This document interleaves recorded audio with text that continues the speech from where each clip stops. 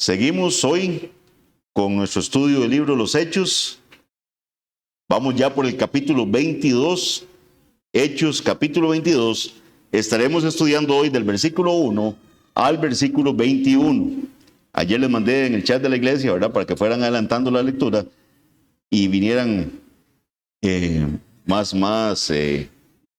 conocidos del texto de esta mañana. Hechos 22, 1 al 21.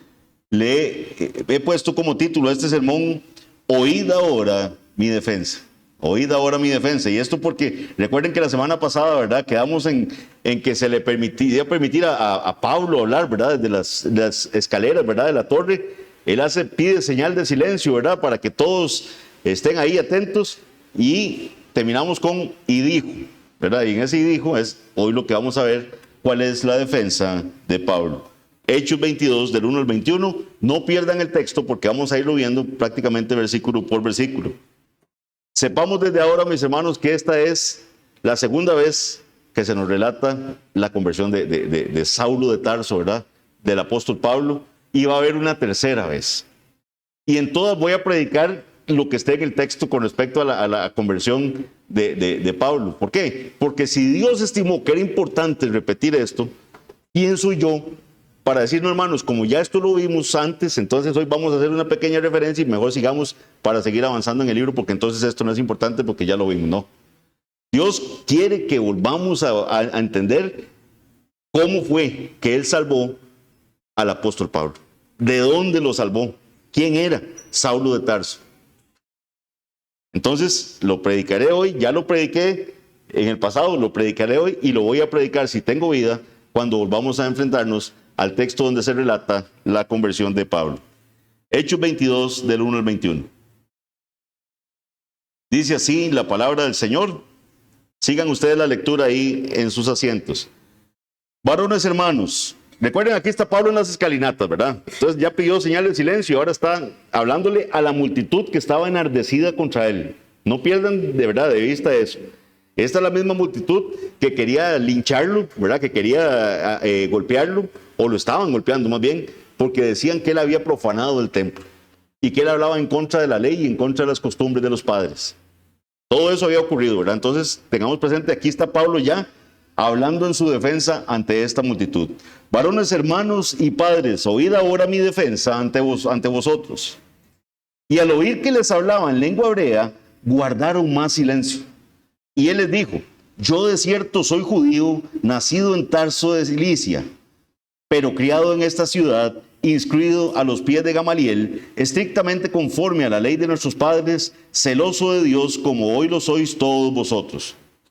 Perseguía yo este camino hasta la muerte, prendiendo y entregando en cárceles a hombres y mujeres, como el sumo sacerdote también me es testigo, y todos los ancianos, de quienes también recibí cartas para los hermanos, y fui a Damasco para traer presos a Jerusalén, también a los que estuviesen allí, para que fuesen castigados. Pero aconteció que yendo yo, al llegar cerca de Damasco, como a mediodía, de repente me rodeó mucha luz del cielo, y caí al suelo, y oí una voz que me decía: Saulo, Saulo, ¿por qué me persigues? Yo entonces respondí: ¿quién eres, Señor? Y me dijo: yo soy Jesús de Nazaret, a quien tú persigues. Y los que estaban conmigo vieron a la verdad la luz, y se espantaron, pero no entendieron la voz del que hablaba conmigo. Y dije: ¿qué haré, Señor? Y el Señor me dijo: levántate y ve a Damasco, y allí se te dirá todo lo que está ordenado que hagas. Y como yo no veía a causa de la gloria de la luz, llevado de la mano por los que estaban conmigo, llegué a Damasco. Entonces uno, llamado Ananías, varón piadoso según la ley, que tenía buen testimonio de todos los judíos que allí moraban, vino a mí, y acercándose me dijo: hermano Saulo, recibe la vista. Y yo en aquella misma hora recobré la vista y lo miré. Y él dijo: el Dios de nuestros padres te ha escogido para que conozcas su voluntad y veas al justo y oigas la voz de su boca, porque serás testigo suyo a todos los hombres de lo que has visto y oído. Ahora pues, ¿por qué te detienes? Levántate y bautízate y lava tus pecados invocando su nombre. Y me aconteció, vuelto a Jerusalén, que orando en el templo me sobrevino un éxtasis, y le vi que me decía: date prisa y sal prontamente de Jerusalén, porque no recibirán tu testimonio acerca de mí. Yo dije, Señor, ellos saben que yo encarcelaba y azotaba en todas las sinagogas a los que creían en ti. Y cuando se derramaba la sangre de Esteban, tu testigo, yo mismo también estaba presente y consentía en su muerte y guardaba las ropas de los que le mataban. Pero me dijo, ve, porque yo te enviaré lejos a los gentiles. Este es nuestro pasaje de estudio de esta mañana. Quiera el Señor traer gran bendición a través de la exposición de su palabra y que pongamos en práctica lo que aprendamos el día de hoy. Versículos 1 al 2. Vean, repasemos nuevamente. Dice, varones hermanos, empieza Pablo en la predicación, varones hermanos y padres, oíd ahora mi defensa ante vosotros. Y al oír que les hablaba en lengua hebrea, guardaron más silencio. Pablo ciertamente estaba en problemas, mis hermanos. O sea, recordemos la situación, era una turba, había gente gritando, unos gritaban una cosa, otros gritaban otra, porque ni siquiera sabían, algunos de ellos, por qué era la turba, ¿verdad? No sabían por qué había empezado la persecución contra Pablo, simplemente ellos se unieron ahí a hacer problema.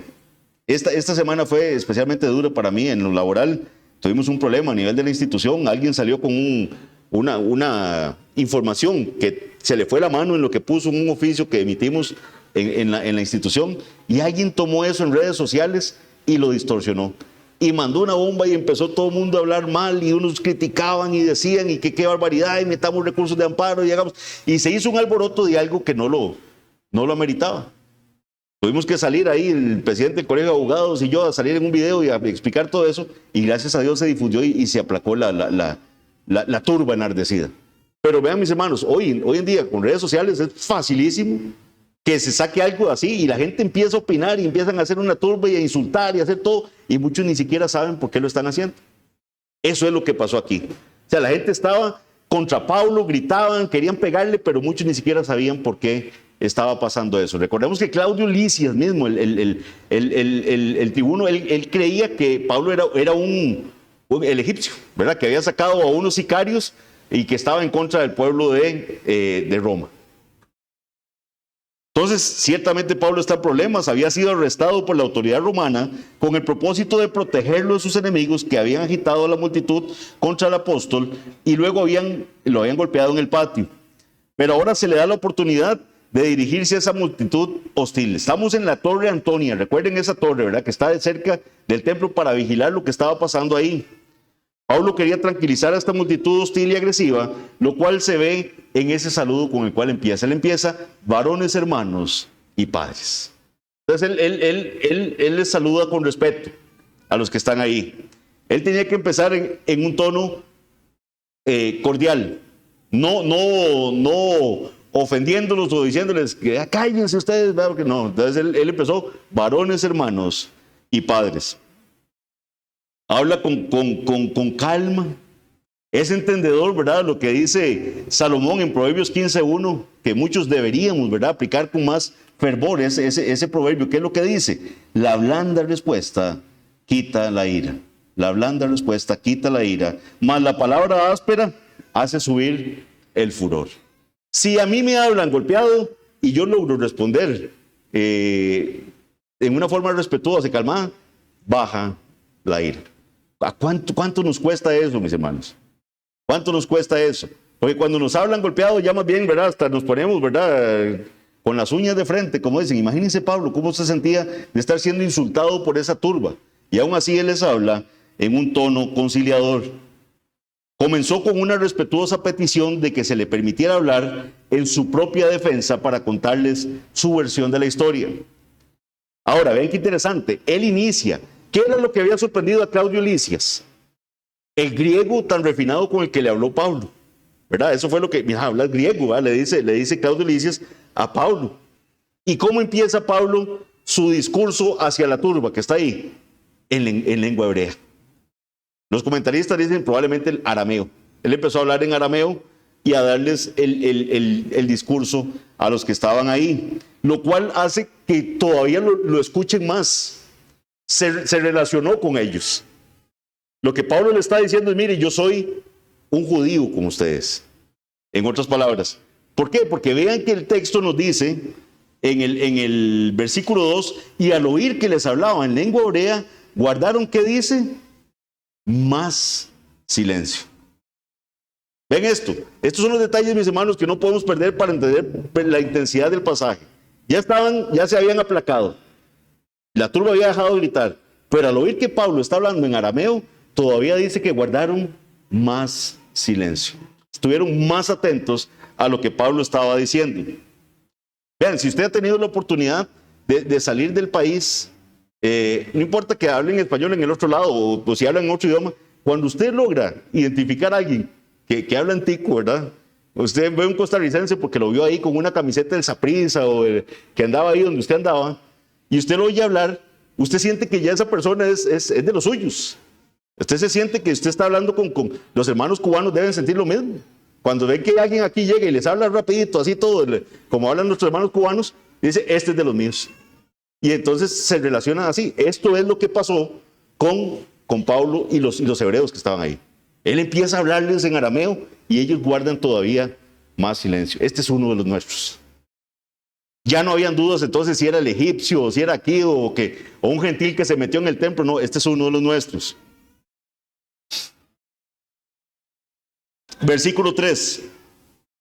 Yo de cierto, dice Pablo, soy judío, nacido en Tarso de Cilicia, pero criado en esta ciudad, instruido a los pies de Gamaliel, estrictamente conforme a la ley de nuestros padres, celoso de Dios, como hoy lo sois todos vosotros. Pablo le dice, yo soy celoso de la ley de Dios, como sé que ustedes también son celosos de la ley de Dios. Pablo se identifica como judío, especialmente como judío de la dispersión, ¿verdad? Son los que han salido de Jerusalén, salieron en la dispersión. Un judío helenista se conocía, ¿verdad? Estos judíos que estaban fuera de ahí de Jerusalén. Aunque nació en Tarso, él se crió en Jerusalén, así lo dice él. Su familia tenía que haberse trasladado a Jerusalén cuando él era muy joven. Pablo había sido educado en Jerusalén y dice que a los pies de Gamaliel. Recordemos que este Gamaliel, este sabio, ¿verdad? Que dijo en algún momento, vean, dejémoslos, no sigamos desgastándonos con esto. Si esto es de los hombres, se va a terminar este movimiento, como pasó con Teudas, como pasó con Judas. Pero si es de Dios, ni nosotros ni nadie va a poder frenarlos a ellos. No sea que seamos hallados contendiendo con Dios. Es este mismo Gamaliel. Entonces él dice que fue criado a los pies de Gamaliel. Este Gamaliel era un famoso y respetado maestro fariseo. Por cierto, encontré en lo que estaba investigando que era nieto del rabino Hillel, ¿verdad? Que también se menciona mucho cuando uno está haciendo investigaciones. Al igual que su abuelo, Gamaliel era conocido por adoptar una visión bastante indulgente de la ley del Antiguo Testamento, en contraste con su contemporáneo, el rabino Shammai, quien tenía una comprensión más rigurosa de las tradiciones judías. Sobre este aspecto, Kistemaker dice lo siguiente: también fue un maestro con el más grande respeto por la ley, hasta el punto que después de su muerte los rabinos acostumbraban decir, por el tiempo cuando Rabán Gamaliel el viejo murió, cesó el respeto por la Torá y la pureza y la abstinencia murieron al mismo tiempo. Vean qué interesante, era un hombre que de verdad era un doctor de la ley, un conocedor de la ley. A su muerte la gente decía, ya con la muerte de Gamaliel se murió el respeto a la Torá. Vean qué interesante. Así de venerable era este hombre que había sido el profesor de Pablo. Entonces Pablo les está dando este detalle. Yo soy de aquí. Yo me crié en esta ciudad. Yo estudié a los pies de Gamaliel. Yo soy un temeroso de la ley, como también sé que ustedes son temerosos de la ley. La formación de Pablo había consistido en una estricta instrucción en la ley de nuestros padres. Así lo dice él. Tanto eso que incluye la ley escrita como la ley oral, la tradición oral. En Gálatas 1:14, Pablo se describe a sí mismo como celoso de las tradiciones de los padres. En Romanos 10:2, vean qué interesante con este término celoso. Pablo dice, yo soy celoso de las tradiciones, digamos, de la ley, perdón. Sé que ustedes también lo son. Pero vean lo que dice Romanos 10:2. Leo la versión de la Biblia de las Américas. Él dice, porque yo testifico a su favor, hablando de los judíos, que tienen celo de Dios. O sea, Pablo dice, yo sé que ellos tienen celo de Dios, pero no conforme a un pleno conocimiento. Tienen celo de Dios, pero no conforme a un pleno conocimiento. Uno podría decir, obviamente el buen celo de la palabra de Dios debe ser basado en el conocimiento de la palabra de Dios. Sino que es un celo mal enfocado. Eso pasa como con la tradición, la religión tradicional de nuestro país. Hay gente que es celosa de eso. Y no le va a permitir a usted que usted le mencione nada en contra, pero no es conforme a conocimiento. Es un celo por el celo, nada más. Eso es lo que pasaba con el judaísmo. Pablo disipó la creciente hostilidad entre la multitud al decirles que se había criado allí en Jerusalén y que había sido educado nada más y nada menos que por el famoso Gamaliel. Así, en sus palabras iniciales, Pablo se relacionó con la multitud judía. Él llega y él les hace ver: yo soy uno de ustedes. Yo soy uno de ustedes. Eso es lo que él está tratando de generar, una conexión entre él y la multitud que está ahí. Tanto los helenistas, ¿verdad? Los judíos de la expresión que pueden estar ahí, como los judíos de la región. Fue muy importante el tema de Gamaliel, ¿verdad? Fue una genialidad, diría uno, el usar el tema de que yo me eduqué con Gamaliel. Ellos veneraban a Gamaliel. Entonces, era un maestro bien conocido. Y Gamaliel tenía una posición muy pacifista a la hora de tratar con facciones de otras latitudes. Entonces, eso también ayuda en este discurso. Él se identifica como un rabino de profesión, un hombre instruido en la ley y en la interpretación rabínica de la ley. Además, era celoso y, como ellos, deseoso de servir al Dios de los padres según la ley y las tradiciones y enseñanzas de los ancianos. Todos sus comentarios demostraban que en su juventud fue un judío estricto y un judío practicante. De nuevo, precisamente este es el punto en que Pablo quería recalcarle a los judíos en Jerusalén. Lejos de ser un infractor a la ley, como lo estaban acusando, recuerden que él lo acusan de que está violentando la ley, que está hablando en contra de la ley, que está hablando en contra del templo. Él les demuestra que se había caracterizado por ser una persona celosa en guardar la ley. Entonces, más bien, a este punto, Pablo les ha demostrado que él los supera a ellos en esa forma estricta de guardar la ley y de tener respeto hacia la ley. O sea, Pablo está diciendo: eso que ustedes me acusan no es cierto. Yo tengo la ley en alta estima. Versículos 4 al 5. Hasta este momento podría uno pensar: no, Pablo aquí se está como queriendo, ¿verdad?, relacionar con ellos y dejarles ver como que él es uno más y que no, aquí no está pasando nada. No, Pablo sigue su discurso y dice: perseguía yo este camino. Este camino se está refiriendo al cristianismo. Así se referían los judíos al cristianismo, ese camino. Entonces él dice: perseguía yo este camino hasta la muerte, prendiendo y entregando en cárceles a hombres y mujeres. Como el sumo sacerdote también me es testigo, y todos los ancianos, de quienes también recibí cartas para los hermanos, y fui a Damasco para traer presos a Jerusalén, también a los que estuviesen allí, para que fuesen castigados. Pablo deja claro que él fue un perseguidor de la iglesia. El objetivo es mostrar cuán celoso había sido en su pasado. O sea, el celo de él llegaba hasta el punto de él ir a perseguir a cristianos en otras localidades. En sus días de inconverso había perseguido a los seguidores de este camino, como él lo dice. Y así se refiere a la iglesia. Él dice que hasta la muerte, y eso es cierto, es literal. Recuerden que Pablo consintió en la muerte de Esteban. Pablo estaba, cuando iban a apedrear a Esteban, él cuidó las ropas de los que iban a apedrear a Esteban en ese momento.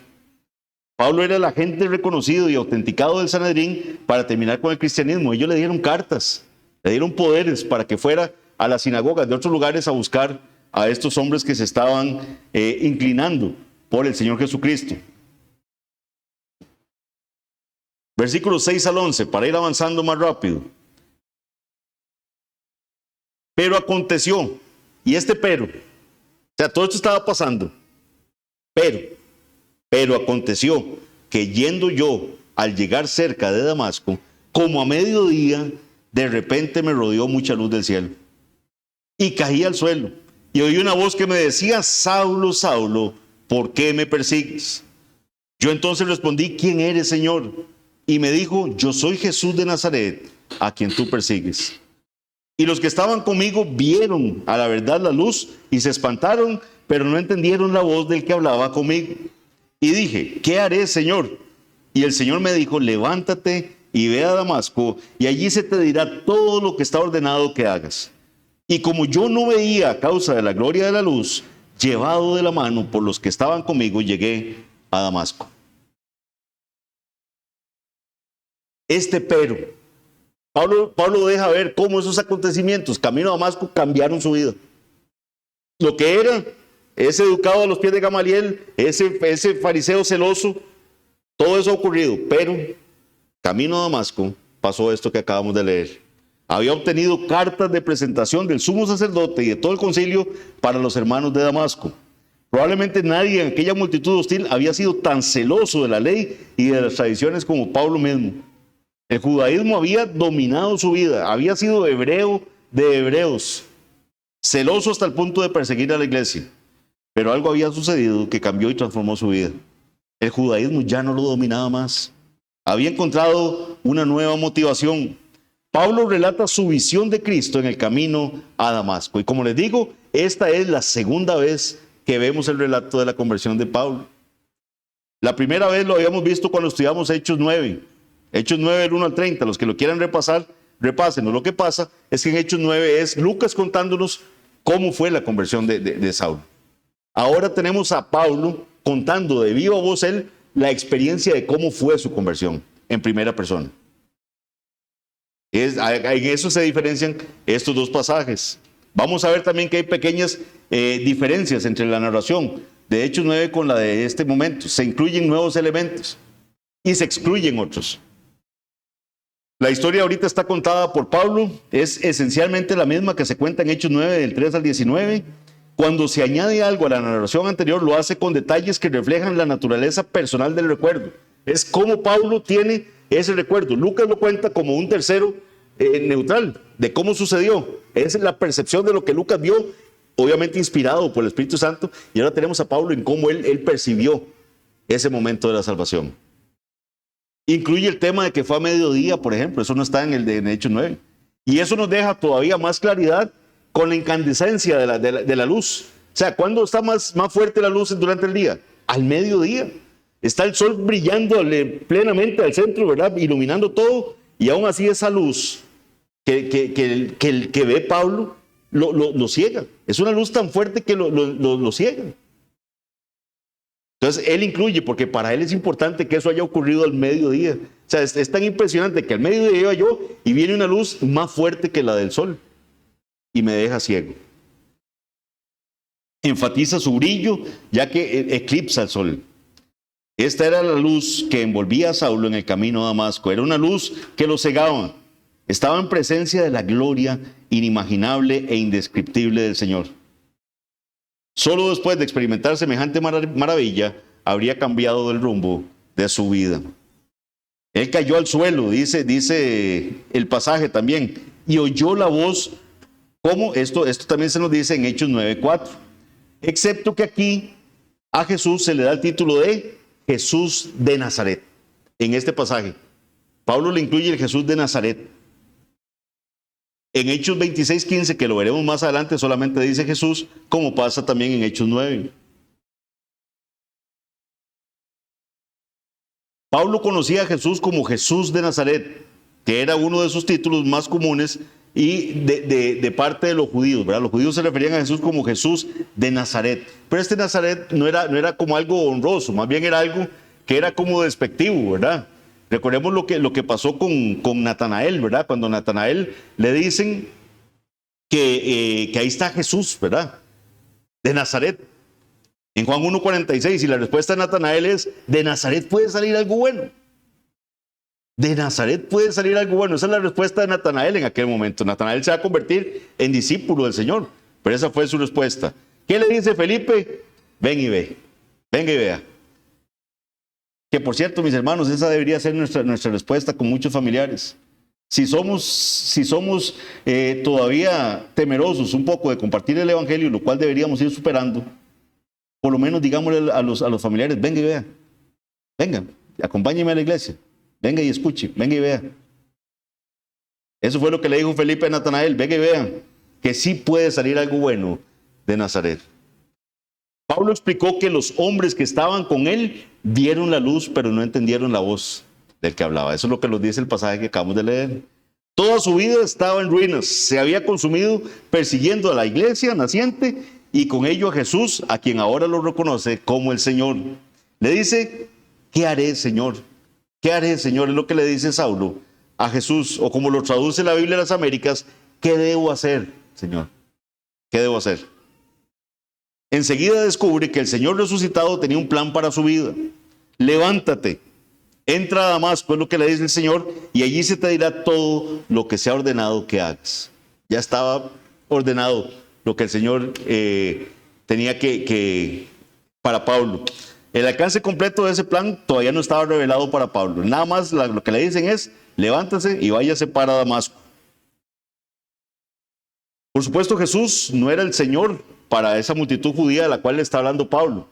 Ellos saben quién es Jesús, pero Él no es el Señor de ellos. Hasta este punto de su discurso, Pablo se había identificado estrechamente con sus oyentes judíos. Ya lo tienen como uno de ellos. Ya por lo menos logró eso. En todos los sentidos se había mostrado tan judío como ellos. Ahora comenzaban, Pablo sí, a trazar ciertas líneas de separación, de división entre lo que ellos creían y lo que creía Pablo. Ya empieza a hablar de Jesús. Ya él pone un pero. Ya él dice, yo era esto. Yo fui un hebreo de hebreos prácticamente, ¿verdad? Como él lo dice más adelante. O sea, yo me crié a los pies de Gamaliel. Yo tenía celo por la iglesia. Pero, y acuérdense de ese pero camino a Damasco pasó esto. Aquí se habla también en el pasaje que leímos de la gloria de la luz, dice, o en la Biblia de las Américas lo traduce como el resplandor de aquella luz, y eso confirma el origen divino de la luz. Se atribuye explícitamente la ceguera de Pablo a esa causa. Él vio esa luz y quedó ciego. Sus compañeros, por otro lado, parecen no haber sido afectados. Lo llevan de la mano a Damasco y allí lo dejaron. Mira qué interesante. La luz está, pero solo a Pablo le causó esa ceguera. Los compañeros no escucharon la voz, Pablo sí. Y eso, mis hermanos, nos lleva a reflexionar también qué pasa cuando aquí se predica el evangelio. Unos oirán, otros no. Unos verán la luz, otros no. Y eso no va a depender del grado de disposición que usted tenga o no. Eso depende de que el Señor tenga misericordia de usted. Venga, siga oyendo el evangelio, clame a Dios por misericordia. Él da oídos para oír a quien Él quiere dar oídos para oír. Nuestro afán, nuestro clamor es que nuestros familiares, el Señor les permita quedar ciegos por la luz del Señor, que puedan escuchar el evangelio. Ese es nuestro afán. Oramos, todos en los que hacemos los devocionales de nuestras casas, oramos por nuestros familiares y conversos. Que el Señor les abra sus oídos, que les abra ese corazón, que les quebrante el corazón de piedra. Vean que todos iban ahí. Pablo queda ciego, los otros no. Pablo escucha la voz, los otros no. Versículos 12 al 15. Entonces uno llamado Ananías, varón piadoso, según la ley, vea que Pablo sigue reforzando. Quien me habló también es un judío temeroso. Ananías es un judío, un varón piadoso según la ley. Entonces uno llamado Ananías, varón piadoso según la ley, que tenía buen testimonio de todos los judíos que allí moraban, vino a mí y acercándose me dijo, hermano Saulo, recibe la vista. Y yo en aquella misma hora recobré la vista y lo miré. Y él dijo, el Dios de nuestros padres te ha escogido para que conozcas su voluntad y veas al justo y oigas la voz de su boca. Porque serás testigo suyo a todos los hombres de lo que has visto y oído.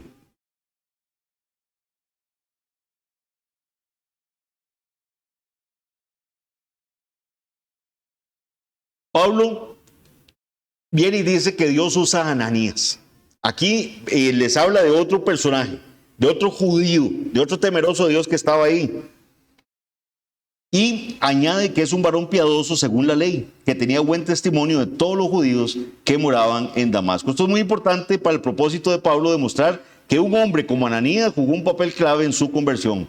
No un transgresor de la ley, sino un hombre estimado por su piedad y por su amor a la ley. O sea, un judío piadoso es usado por Dios para decirle lo que va a ser el destino de Pablo en el ministerio del Señor. Pablo deseaba dejar claro que Ananías, lo mismo que había dejado claro sobre él. Ambos eran judíos temerosos de Dios. Su fe cristiana no había mermado en nada su lealtad al judaísmo. Lo último que Saulo vio fue el rostro de Cristo. Lo siguiente que vio fue el rostro de un cristiano. ¿verdad? Que se enceguece viendo a Cristo y vuelve a recobrar la vista y ve a un creyente. Había visto a la cabeza de la iglesia y ahora ve a uno de sus miembros. Ananías, un judío cristiano de Damasco, se le acercó a él, el gran perseguidor de la iglesia, y lo llamó hermano. Hermano, le dice Ananías a Saulo. Además, por medio de él, Dios realizó un milagro, le devuelve la vista a Saulo. El resultado permanente de haber visto a Jesús fue que la imagen permanecería en su memoria. Haber visto al Señor resucitado, recuerden que era un requisito para ser apóstol. Entonces Pablo sí cumplió ese requisito. Él vio a Cristo resucitado. De hecho, vamos a ver que es enseñado por él en muchas de las doctrinas que él va a predicar y escribir en sus cartas. Pablo no menciona nada de la visión de Ananías que habíamos visto en Hechos 9. Recuerden que Ananías tuvo ciertas, ¿verdad?, dificultades, pero Señor, este es un perseguidor de la iglesia, ¿verdad? Y empezó Lucas sí nos da esos detalles. Aquí, en la narración de la conversión de Saulo, Saulo no pone nada de eso. Eso es un detalle que nos da Lucas en Hechos 9. Para Pablo, Ananías se había presentado con dos cosas para decir. Primero, una palabra de sanidad, ¿verdad?, de que reciba la vista, y por otro también el anuncio de su trabajo futuro. El Dios de nuestros padres te ha escogido para que conozcas su voluntad y veas al justo. Se refiere a Jesús como el justo. Recuerden que el justo es un título mesiánico, ¿verdad?, que se encuentra lo vimos también en los discursos de Pedro y en el discurso de Esteban. Ya eso lo habíamos comentado anteriormente. Noten que Pablo aún no emplea la palabra gentil. A este punto del discurso todavía Pablo no ha mencionado a los gentiles. Si son detallistas, se fijan que él viene haciéndoles ver: yo soy judío, ¿verdad? Les habla en su lengua hebrea, les dice cuál ha sido su educación judía, les está contando ahora su conversión, ¿verdad?, de cómo el Señor le salvó camino a Damasco, pero él no ha mencionado a los gentiles. Vean que el versículo lo que dice es lo siguiente. Versículo 14, y él dijo: el Dios de nuestros padres, todo esto se lo está diciendo Pablo a la gente, ¿verdad? Pablo le está diciendo lo que Ananías le dijo a él. El Dios de nuestros padres te ha escogido para que conozcas su voluntad y veas al justo y oigas la voz de su boca, porque serás testigo suyo, que dice, a todos los hombres. A todos los hombres de lo que has visto y oído. Obviamente la multitud judía no se dio cuenta de que todos los hombres incluían a los gentiles. ¿Por qué lo digo? Ahorita vamos a ver por qué. Todos lo están escuchando ahorita, hasta el momento todo va bien. Están escuchando el discurso de Pablo, ahí le están poniendo atención. Ahora Pablo dejó claro que su comisión le fue transmitida por un hermano judío, un judío devoto, un judío respetuoso de la ley, un judío que era respetado por los demás judíos, como Ananías. Versículo 16. Ahora pues, ¿por qué te detienes?, le dice Ananías a Pablo. Levántate y bautízate y lava tus pecados invocando su nombre. Ananías ya le había anunciado el don del Espíritu Santo a Pablo. Fue entonces Ananías y entró en la casa, esto está en 9:17, y poniendo sobre él las manos dijo: hermano Saulo, el Señor Jesús, que se te apareció en el camino por donde venías, me ha enviado para que reciba la vista y sea lleno del Espíritu Santo. Eso fue lo que pasó cuando Ananías llegó a visitar a Pablo. Y entonces aquí, como Pablo lo está narrando, él recuerda que Ananías le dijo: ¿por qué te detienes?, que es un dicho griego que implica que ya era hora que Pablo actuara conforme a esta comisión que el Señor le había dado. El primer paso era bautizarse. Bautizarse. El bautismo lo identificaría públicamente con el Señor y con su iglesia, con su pueblo, e invocar el nombre del Señor eliminaría su culpa y su pecado. Versículos 17 al 18. Y me aconteció, vuelto a Jerusalén, que orando en el templo me sobrevino un éxtasis, y le vi que me decía: date prisa y sal prontamente de Jerusalén, porque no recibirán tu testimonio acerca de mí. Esto, para que sepan, mis hermanos, no se ha mencionado antes. Este elemento de ese éxtasis en que está Pablo, en que entra y que está en el templo orando, no se menciona en el relato de Hechos 9. La comisión que Pablo había recibido a través de Ananías fue confirmada posteriormente por una visión mientras oraba en el templo. Como les digo, esto no se había mencionado antes, pero era importante mencionarlo ahora para mostrar que era improbable que un hombre que hubiera estado orando en el templo lo hubiera querido profanar. Porque Pablo dice, yo estaba orando en el templo. Esa es una pregunta que me había hecho también uno de nuestros asistentes regulares, ¿verdad? Que qué pasaba con esos primeros cristianos, que si seguían asistiendo al templo. Sí, ellos oraban en el templo también. Entendían que ese lugar era un lugar especial, ¿verdad? Designado por el Señor en algún momento, pero poco a poco se iban a dar cuenta que ya no había un lugar específico para clamar al Señor. Ya vino el tiempo en el que Jesús dijo, ya vendrá tiempo que no es ni en el monte Gerizim ni en Jerusalén, sino que el Señor va a buscar adoradores que le adoren en espíritu y en verdad. Pero Pablo estaba orando en el templo, y él lo dice en su discurso. Él dice en el versículo, y aconteció que vuelto a Jerusalén, versículo 17, que orando en el templo me sobrevino un éxtasis. Él oraba, él respetaba el templo, le tenía aprecio al templo. Entonces no podía ser cierto lo que ellos decían, que él estaba hablando en contra del templo. Todo eso está queriendo dejar claro Pablo en su discurso para defenderse de esta multitud. En el libro de Gálatas, Pablo deja claro que él recibió el evangelio directamente de Jesús. Eso es algo bien interesante. Es como cuando él habla de la cena, porque yo recibí del Señor lo que también os he enseñado. Él lo recibe de Jesús. Entonces él deja claro que él recibió el evangelio directamente de Jesús y no de los otros apóstoles. Esto lo dice en Gálatas 1, del 11 al 20, donde describe que inmediatamente después de su conversión, Pablo se retiró al desierto de Arabia. Durante ese tiempo Dios le reveló mucho y lo preparó para su singular ministerio, que incluyó escribir gran parte del Nuevo Testamento, fundar iglesias y predicar y enseñar la palabra de Dios. De regreso a Arabia, regresó a Damasco.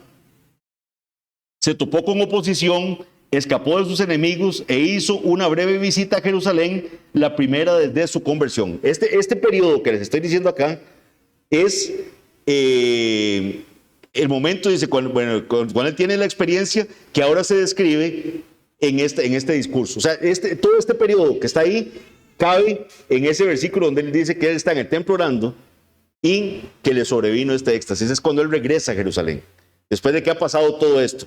Después de que él va a Arabia, después de que está, ¿verdad? Él recibe toda esta enseñanza del Señor y regresa a Damasco y después a Jerusalén. El Señor le advierte a Pablo que no recibirán su testimonio acerca de él. Vean lo que dice el 18. Y le vi en ese éxtasis que está Pablo en el templo, está orando, le sobreviene un éxtasis, ¿verdad? O sea, él tiene una visión, eso es lo que está diciendo. Es como cuando Pedro tiene el éxtasis, es la misma palabra, y ve un lienzo que desciende, ¿verdad? Que están todos esos animales y le dice, mata y come. Pablo tiene eso, tiene ese éxtasis, tiene esa visión. Y le decía, dice el Señor, date prisa y sal prontamente de Jerusalén, porque no recibirán tu testimonio acerca de mí. Es casi seguro que estos versículos pertenecen a ese periodo que estudiamos en Hechos 9, 26 al 31. Si quieren, vamos un momentito porque yo sé que es un poquito enredado, pero vamos a Hechos 9, 26 al 31 para que vean de cuál periodo les estoy hablando. Ahí intercaladito, entre lo que pasa del 25 al 26, está ese periodo donde él estuvo en Arabia y todo eso. Hechos 9, 26, recordando cuando estudiamos Hechos 9. Cuando llegó a Jerusalén, trataba de juntarse con los discípulos, pero todos le tenían miedo, no creyendo que fuese discípulo. Entonces Bernabé, tomándole, lo trajo a los apóstoles y les contó cómo Saulo había visto en el camino al Señor, el cual le había hablado, y cómo en Damasco había hablado valerosamente en el nombre de Jesús. Y estaba con ellos en Jerusalén y entraba y salía. Y hablaba denudadamente en el nombre del Señor y disputaba con los griegos, pero estos procuraban matarle. Cuando supieron esto, los hermanos le llevaron hasta Cesarea y le enviaron a Tarso. Entonces las iglesias tenían paz por toda Judea, Galilea y Samaria, y eran edificadas andando en el temor del Señor, y se acrecentaban fortalecidas por el Espíritu Santo. Entonces vemos aquí a Pablo saliendo de Jerusalén, porque va a tener persecución, pero fuera de eso las demás iglesias estaban, ya una vez salido, había paz entre las iglesias. Ahora, hay diferentes razones que se nos dan en nuestro pasaje de estudio y en Hechos 9 para esa salida de Pablo. ¿Qué se nos dice en nuestro pasaje? Que el Señor le habla en un éxtasis y le dice, váyase porque no van a escuchar el testimonio. Eso es lo que acabamos de ver en Hechos en nuestro pasaje en el 22, en el versículo 18. Y le vi que me decía, date prisa y sal prontamente de Jerusalén, porque no recibirán tu testimonio acerca de mí. Ese Señor diciéndole a Saulo, váyase, porque no van a recibir el testimonio. Y en Hechos 9 vemos que la salida de la ciudad es causada por algún grado de polémica. Pero ambos pasajes no son irreconciliables. O sea, no es que aquí se está diciendo una cosa y en Hechos 9 otra cosa. En el capítulo 9, Lucas describe las circunstancias tal como las habría percibido un observador objetivo. Alguien que está viendo eso desde afuera. Alguien que está viendo que hay una conspiración judía contra Pablo. ¿Qué es lo que los hermanos le dicen? Por eso Bernabé lo toma y le dice, váyase para Tarso. Por eso los discípulos actuaron como actuaron. Pablo, por otro lado, habla aquí desde su propia experiencia, desde lo que él sabía que había ocurrido, que él había tenido ese éxtasis cuando estaba orando en el templo y le había confirmado que tenía que irse de ahí. Al final queda claro que el Señor respaldó la acción propuesta por los discípulos, instándolo a abandonar Jerusalén inmediatamente porque la gente no aceptaría su testimonio. Vean que, conociendo a Pablo, como lo hemos visto ya en los otros pasajes, el solo hecho de que quisieran perseguirlo no hubiera sido motivo suficiente para que él dejara de predicar. Pero aquí tiene una confirmación del Señor que le dice, sí, salga, porque no van a escuchar su testimonio. No es mi voluntad que esté aquí en este momento. Vaya y vaya a predicar a donde yo le voy a decir que vaya a predicar. Por lo tanto, la misión gentil de Pablo estaba estrechamente relacionada con la negativa de los judíos de aceptar el testimonio de Cristo. Para ir finalizando, vamos a los versículos 19 al 21.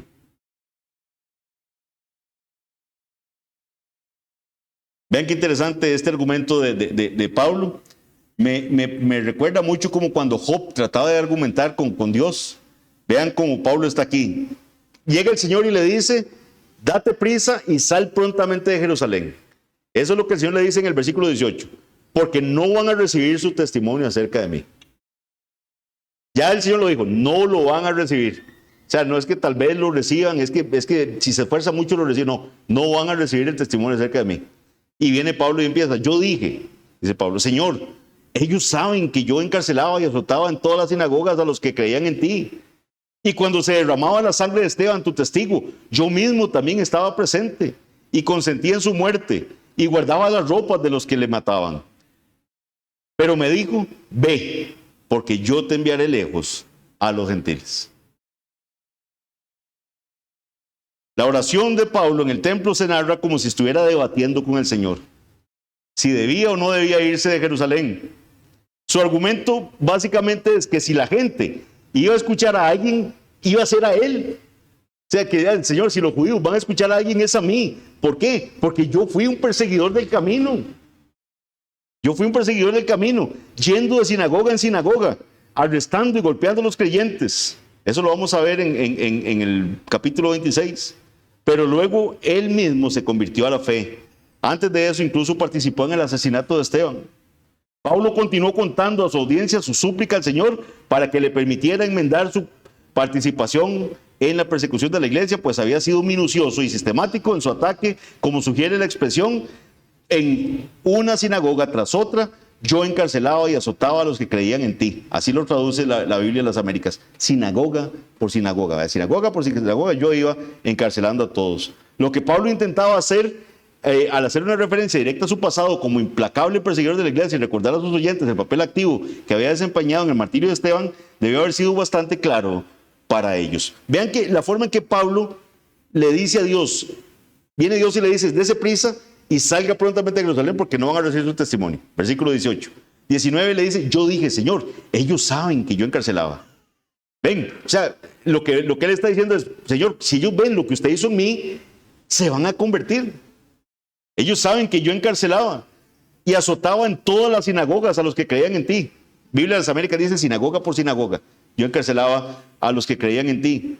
Y cuando se derramaba la sangre de Esteban, tu testigo, yo mismo también estaba presente y consentía en su muerte y guardaba las ropas de los que le mataban. Pero, y hay otro pero ahí, yo estoy diciéndole todo eso al Señor, dice Pablo, pero Dios me dijo, ve, porque yo te enviaré lejos a los gentiles. Pablo le está diciendo a su audiencia que él tenía las ganas de seguirle predicando al pueblo de los judíos, demostrarles con el cambio en su vida que Cristo había hecho ese milagro, pero que Dios lo mandó a hablarle a los gentiles. Ya Dios le había dicho, no van a escuchar su predicación. Pablo intentaba hacerles comprender, conociendo su historial como muchos de ellos, que debía tener razones convincentes para cambiar su actitud. Si eso era lo que Pablo esperaba lograr, pronto se desilusionó, pues con las siguientes palabras se desata la tormenta. Ya cuando Pablo mencionó aquí a los gentiles, se cayó todo el discurso. Y eso es lo que vamos a ver la otra semana. Vamos a ver qué pasó después de este discurso tan elocuente que trata de convencerles, que ya los tenía convencidos de que él es un judío, de que es un temeroso de la ley, de que es más, vean que todavía aguantan que les hable de Jesús. Pero en el momento que les menciona a los gentiles, se cae todo. La multitud estaba dispuesta a escuchar el relato de la conversión de Pablo y ni siquiera objetaron de inmediato que se refiriera a Jesús como el justo, a Jesús de Nazaret como el justo. Pero cuando Pablo menciona que fue enviado a los gentiles, la multitud estalla en ira. Durante cientos de años los judíos habían vivido bajo el dominio gentil. Para muchos judíos la misión del Mesías era castigar a los gentiles. Ellos esperaban que viniera el Mesías a castigar al pueblo gentil, no ofrecerles misericordia, no ofrecerles vida eterna, a castigar a los gentiles. Sin embargo, en lugar de predicar un mensaje contra los gentiles, Pablo enfatiza que el Mesías lo envió a predicar el evangelio entre los gentiles. Jerusalén no era su campo misionero, sino el mundo, el extenso mundo gentil. Esa era su comisión, ser apóstol a los griegos y a los bárbaros, a los romanos y a las regiones más lejanas. Las mismas personas que los judíos consideraban perros, ahora iban a ser ovejas. Si Pablo contó con su atención al principio, ahora la perdió toda. Ya no va a tener la atención de esa turba. La declaración de Pablo, yo te enviaré lejos a los gentiles, los enfureció porque entendieron que esa era la razón por la que Pablo había llevado a un gentil al área prohibida del templo. Dice, claro, con razón es que metió un gentil a los lugares que no podían entrar. Y esto lo vamos a ver la próxima semana. Espero que queden inquietados también con qué va a pasar ahora, cuál va a ser la respuesta de la turba a este discurso de Pablo. ¿Cómo aplicamos esto que hemos visto hoy? Toda esta narrativa de nuevo del mensaje de Pablo, de cómo el Señor le salvó, cómo lo aplicamos a nuestra iglesia. Hoy vimos que aferrarse a las tradiciones de los hombres llevó a los judíos a rechazar la gran verdad que estaba implícita en ellas. El estar celosos de la tradición por la tradición sin tener conocimiento los lleva a rechazar la consecuencia lógica de lo que se venía anunciando desde el Antiguo Testamento. Cuando Martín Lutero comienza a proclamar lo que la Biblia enseña claramente, fue calificado de hereje. Cuando él empieza a citar lo que la palabra del Señor dice, en contraposición con las tradiciones que venía manejando la iglesia, es calificado de hereje por la misma iglesia, que en teoría aceptaba las Escrituras como una de sus principales fuentes de autoridad, no como la única, pero sí una de las principales. Recordemos que la Iglesia Católica también tiene al mismo nivel las tradiciones de los hombres, de la iglesia, pues las tradiciones de la iglesia y los pronunciamientos del magisterio. En una reunión que se llamó la Dieta de Worms, pronto vamos a hablar un poquito más de eso, en 1521, John Eck, ¿verdad?, que era un erudito católico, le preguntó a Lutero si quería retractarse de lo que había enseñado.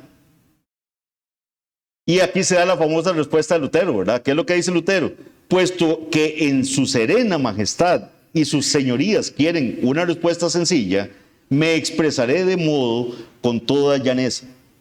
A menos que me convenzan mediante testimonios de las Escrituras o por un razonamiento evidente, quedo sujeto a los pasajes de las Escrituras que he presentado y mi conciencia está cautiva de la palabra de Dios. No puedo ni quiero retractarme de nada, puesto que no es prudente ni recto orar contra la conciencia, y por estas palabras Lutero fue excomulgado. En otras palabras, es posible que quienes responden en obediencia a la luz experimenten la oposición de otros que se consideran custodios de la luz. Lamentablemente el pueblo judío se consideraba custodio de la palabra del Señor, de la Torá, y estaban actuando en contra de la luz misma. Estaban actuando en contra de lo que el mismo Jesucristo le había comisionado a Pablo que hiciera. Mis hermanos, que sea la palabra del Señor nuestra única guía, que sea la predicación de la palabra la que nos motive a seguir en obediencia viendo a Cristo. Tengamos cuidado de no caer en errores como los que cayó el pueblo judío. Finalmente, en varias ocasiones Dios controló los deseos personales de Pablo por medio de su dirección. Cuando él quería ir a Asia, sus esfuerzos se vieron frustrados hasta que fue el momento en que Dios determinó que fuera a Asia. El pasaje que estudiamos hoy nos muestra el freno divino a la ambición del apóstol de ser testigo a los judíos. Él, en ese éxtasis que está teniendo en el templo, él está convenciendo a Dios. Dios le dice: Pablo, no lo van a escuchar. Y Pablo lo que le dice es como decirle: no, Señor, vea que sí me van a escuchar. Si me ven a mí, que yo fui perseguidor de la iglesia, que yo fui esto y todo, van a atender. Es el ejemplo perfecto. Es la oportunidad perfecta. Si me convirtió a mí, que soy un terrible perseguidor de la iglesia, ellos van a entender. Era el razonamiento de Pablo. Y el Señor le dice: no, vaya, yo lo voy a mandar a los gentiles. Dios frena ese deseo que tenía Pablo de ser testigo a su pueblo judío. El apóstol creía honestamente que su trasfondo le otorgaría la credibilidad que podría ser un poderoso testimonio para su pueblo. Pero esto no fue así. Y Dios, que lo sabe todo, lo llevó a abandonar Jerusalén. Le dijo: váyase de Jerusalén. Hechos 9 nos lo narra como Bernabé y todos los demás sacándolo, ¿verdad? Porque venía oposición de los judíos. Hechos 22 nos lo narra el Señor hablándole a Pablo y diciéndole: váyase de Jerusalén, no van a escuchar el mensaje. Ahora, mis hermanos, ¿qué aprendemos? Es lícito tener deseos. Nosotros podemos tener anhelos como creyentes. Es lícito. Pero tenemos que ponerlos en el altar de Dios. Pastor Arles nos decía ahora de ayunar, de orar. ¿Cuántas veces queremos que se haga ya la voluntad de Dios? Pero esta voluntad, o sea, es esto que yo, Señor, vea, ya yo lo estudié bastante bien, esto es lo que mejor me conviene. Ni se complique usted, Señor, en ver mucho, ya yo lo tengo aquí casi todo cocinadito. Esto es, apruébeme esto. Esta es la voluntad que a mí me conviene que usted me apruebe. No, hágase tu voluntad. El Señor le demostró a Saulo que él tenía el argumento. Sonaba bonito, de verdad. Mire, si cambió a Saulo, lo puede cambiar también a usted. Si Saulo, que era un estudioso de la ley, creyó, crea también usted. Se presta, es un argumento bastante interesante, pero no fue la voluntad de Dios. Él sabe lo que más nos conviene. También deberíamos ser conscientes de que cuando se trata de nuestros deseos, es fácil que nuestra carne enturbie nuestros deseos más piadosos. Vean, mis hermanos, se nos mete la carne. Y intervienen y se nos nublan los deseos que tenemos.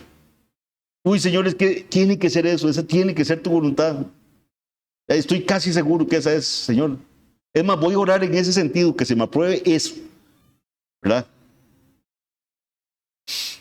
Ya que nos es difícil diferenciar estas cosas, es muy probable que Dios ponga ciertos obstáculos que nos alerten de los peligros que nos pueden sobrevenir si continuamos con nuestra mentalidad de querer hacer algo que no hemos sometido a la voluntad de Él. Mis hermanos, que aprendamos de estas dos cosas. El discurso de Pablo fue un excelente discurso. Logró su cometido por bastante rato, pero Pablo no comprometió el evangelio. Él les habló de Cristo y al final les dijo lo que terminaba de hacer la línea de separación: yo voy a predicar el evangelio a los gentiles. En otras palabras, les guste a ustedes o no les guste. Vamos a orar. Padre bendito, gracias por este relato. Gracias porque es la segunda vez que estudiamos la conversión de Saulo de Tarso y cómo tú le salvaste y llegó a ser el apóstol Pablo. Oh Señor, así como salvaste a este pecador que él mismo dice que él se dolía de saber que había perseguido la iglesia, Señor, para ti no hay nada difícil de salvar a pecadores como los que están aquí en esta sala el día de hoy. Señor, ten misericordia de muchos. Quebranta sus corazones, Señor, que caigan doblegados ante ti y que puedan reconocer que hasta este momento no te han servido de corazón. Que puedan ver a Jesucristo, Señor, únicamente, que puedan entenderle que solo en Cristo hay salvación. que no hay nada que hayan hecho que les merezca, Señor, la vida eterna, sino únicamente que tienen una expectativa del infierno. Te damos las gracias porque sigues teniendo misericordia de los tuyos, sigues trayendo a tus ovejas a ser alimentadas en la iglesia. Y Padre, permítenos seguir predicando tu palabra con denuedo. Que la gloria sea para ti en el nombre de Jesús. Amén.